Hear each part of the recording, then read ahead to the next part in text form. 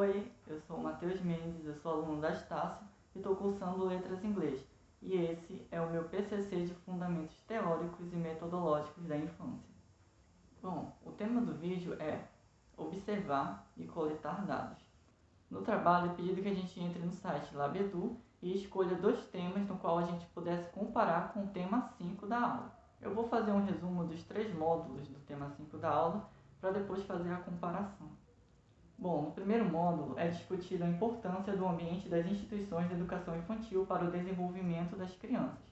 No módulo 2 é descrever ambientes nos quais a criança desenvolva a expansão criativa, a invenção e a solução de problemas. E por último, no terceiro módulo, é exemplificar a organização de ambientes que possibilitem a interação entre crianças e adultos. Então, vamos lá. Bom, o primeiro tema que eu escolhi foi conviver, porque eu acho muito importante por questões que vai necessitar e vai possibilitar a convivência entre a criança e um adulto ou uma criança com outra criança. E esse tema, conviver, eu achei muito interessante porque a gente não basta a gente simplesmente ensinar a criança a conviver. Nós precisamos também explicar para a criança como funciona essa convivência e seguir essa caminhada de convivência junto com ela. A criança no processo de convivência é muito comum que ela pense que outras crianças ou outros adultos ajam da mesma forma que ela ou que pensem da mesma forma que ela. E é um momento onde o professor ou os pais vão ter que ensinar, vão ter que explicar para a criança que cada criancinha, cada coleguinha, cada adulto tem suas especificidades, tem suas diferenças. E nesse processo de ensinar a criança a conviver, é muito importante mostrar para ela, enfatizar os desejos diferentes que cada um tem e colocar sobreposto de tudo isso o respeito. Um tópico muito interessante na plataforma, no tema conviver, é ajude a criança a fazer acordo e falar sobre o que está sentindo. Muitas vezes a criança está magoada com um coleguinha, está estressada com um coleguinha, acaba chorando, acaba brigando, mordendo o coleguinha do lado, jogando brinquedo, e essa não é a melhor forma de resolver um problema.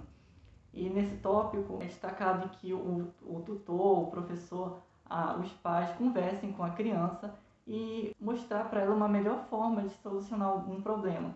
Por exemplo, uma criança pegou um brinquedo que ela queria brincar. A gente pode explicar para a criança que ela pegou o brinquedo, é o momento dela brincar, e que ela poderia escolher um outro brinquedo enquanto o coleguinha brincava com aquele. E depois eles trocavam e iam revezando os brinquedos. Seria um ótimo exemplo para poder aplicar nas crianças. Nos momentos em que as crianças se encontram em conflitos por disputas de brinquedo, por exemplo, é muito importante ensinar a criança a falar o que ela está sentindo naquele momento, no lugar dela ficar jogando o brinquedo na outra, ou mordendo, ou xingando, por exemplo. É muito importante ensinar algumas frases como eu não gostei do que você fez, ou no momento em que ela quer brincar com um coleguinha ou quer pedir um brinquedo emprestado, falar você pode me emprestar um pouquinho? Porque quando a criança não conhece algumas palavras, não sabe como se expressar, como dizer que quer alguma coisa, ela vai começar a usar os meios corporais. Ou ela vai chorar, ou ela vai gritar com a outra, ela vai querer bater na outra porque ela não sabe como dizer que quer aquilo. Então é um ótimo método para poder aplicar para a criança e ensinar para ela a como se expressar, a como dizer de forma mais gentil para o outro coleguinha em que ela não está se sentindo bem com certa situação. E assim evitando uma briga. Outro tópico na aba conviver que eu achei interessante é desenvolvendo o senso de comunidade. Bom, uma ótima forma de desenvolver o senso de comunidade nas crianças é fazendo trabalhos em grupos. Por exemplo, pegar uma cartolina e fazer um trabalho de pintura, formando grupos ou duplas, e assim cada criancinha traz uma tinta de cada cor, traz um lápis, traz um giz de cera, traz uma massinha, traz uma tampinha de garrafa, e assim elas constroem a sua arte. E a gente tem que salientar que o desenho, que a arte da criança não tem que ficar bonito para o adulto, e sim o adulto entender a mensagem que a criança está colocando naquela arte. Outra forma é ensinar a criança a dividir um brinquedo, compartilhar jogos, É muito importante propor situações em que a criança tem que se colocar no lugar do outro. Bom, o segundo tema que eu escolhi foi explorar e questionar. A criança ela vive em uma fase em que está descobrindo as coisas e questiona tudo aquilo que ainda não sabe. A todo momento a criança está questionando alguma coisa.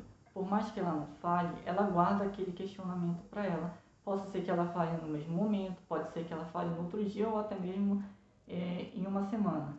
E é muito comum que ela faça uma pergunta e os adultos não saibam responder. Nesses momentos é ideal que a gente fale que não sabe do que inventar alguma coisa e no futuro ela descubra que a verdade é o contrário. Assim ela vai acabar se sentindo traída. Outra coisa a se fazer quando se não sabe responder à criança é dizer que não sabe e pesquisar sobre isso junto com ela. Bom, tem mais 2 tópicos que eu poderia falar como um, que é responder ou devolver a pergunta para a criança, e outro tópico é estimule a curiosidade.